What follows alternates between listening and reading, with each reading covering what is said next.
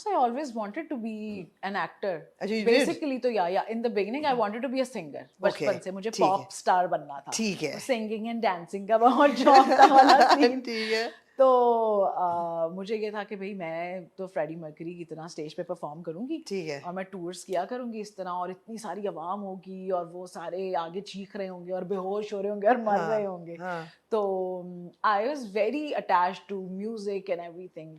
लेकिन और फिर मैंने कहा भी बीच में अपने पेरेंट्स को कि मैंने सीखना है। तो उन्होंने कहा बेटा तुम पढ़ाई करो, बाद में सीखना। ये माँ बड़ा अच्छा लगाते हैं आगे। हाँ। और अब तो हम अब जब अपने बच्चे हैं तो अब हम और तरह से उनको बहलाते हैं, लेकिन when I was a kid तब यही होता था कि बेटा अच्छा ठीक है कर लेना, बाद में पहले ये कर लो। फिर उन्होंने कहा पहले वो हमेशा मैं इंटरव्यू में बाबूजी ने कहा गांव छोड़ दो, पारो ने कहा शराब छोड़ दो, वही सीन हुआ कि पहले उन्होंने कहा पहले डॉक्टर बन जाओ तो फिर कर लेना। तो और बनी आप डॉक्टर? बन गई फिर मैं। जी आप बनी डॉक्टर। हाँ, फिर मुझे प्यार हो गया, फिर मैंने शादी कर ली, फिर मुझे बच्चों का बहुत शौक था। बहुत छोटी उम्र में प्यार हुआ आपको? हाँ, मतलब ऐसे 18-19 में प्यार हो गया, होना शुरू हो गया था। ठीक है। मैंने सोचा कि शायद क्या यही प्यार है। हाँ। और मैंने ऐसे 22-23 में शादी कर ली थी। I think a lot of people find it really weird when I tell them, but I actually met my ex husband. शायद हम चौथी दफा अपने निकाह पे मिले थे। तो प्यार भी मैंने बस कहा कि हाँ बस इसी को शायद कहते हैं, हो गया तो इसके बाद तो शादी ही होती है। तो बस फिर मैंने शादी कर ली and I really wanted to have kids. फिर मैंने बच्चे कर लिए। हाँ। मुझे याद आया कि यार मैंने तो कुछ और करना था लाइफ में, ये मैं क्या कर रही हूँ, मैं तो फ्रेडी बनना था। हाँ। तो फिर मैं अपने बहन भाइयों और कजन्स को कहती थी कि यार मेरे साथ मिलके ना कुछ वीडियोस, क्योंकि वो होता है ना बंदा जिसको सब कहते हो कि यार ये फनी है। फैमिली में कोई बंदा होता है कहते हैं यार अब इससे रौनक लग जाती है कि ये बड़ी रौनकी बच्ची बिल्कुल है। बिल्कुल। तो वो रौनक वाली बच्ची एक मैं मशहूर थी कि भाई आज नहीं आई तो आज मजा नहीं आ रहा और इस तरह का। और मेरी पूरी फैमिली, मतलब मैं ये नहीं कह रही कि मैं बहुत फनी हूँ। अब एक फैमिली का होता है, एक मिजाज ही ऐसा होता है। जैसे जो मेरे फ्रेंड्स मेरी एक्सटेंडेड फैमिली से मिलते हैं, वो कहते हैं अच्छा हमारा कहता तुम अकेली ऐसे, तुम्हारा तो पूरा खानदान ऐसा है। मतलब लिटरली जब मेरे ददयाल वाली साइड पे हम बैठे होते तो लग रहा होता है कोई स्टेज ड्रामा चल रहा है। तो मैंने कजन से कहा, मैंने कहा हम इतनी मजे की जो आपस में बातें करते हैं, हम इसी के ना अपनी दादी के कोई स्किट्स बनाते हैं ये। तो उन्होंने कहा यार हमने नहीं करना, तुम ही करो भाई। उनको तो नहीं शौक था बनने का। Eventually my sister was like कि यार आजकल तो स्नैपचैट आ गया है। तब नया नया स्नैपचैट आया था और उसके ऊपर तुम अलग अलग फिल्टर्स लगा के अलग अलग कैरेक्टर्स कर सकती हो, तो तुम हमारी जान छोड़ो, खुद ही करो। हाँ।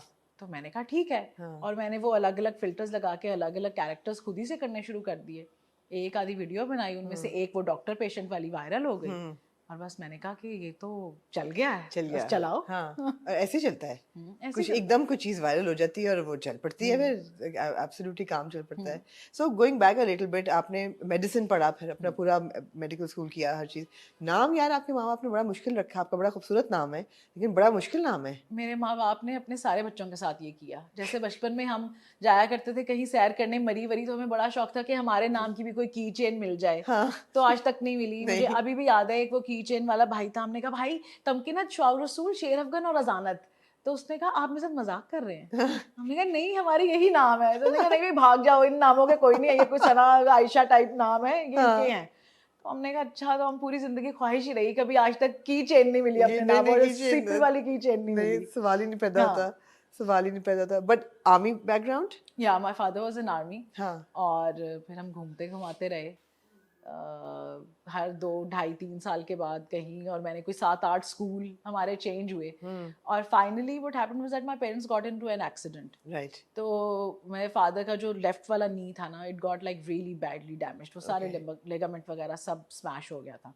सो वो कैटेगरी डाउन हो गए। उसके बाद उनकी फर्दर प्रमोशन नहीं हो सकती थी। He was a major at that time. और I think I was in class 3 ऐसे कुछ था।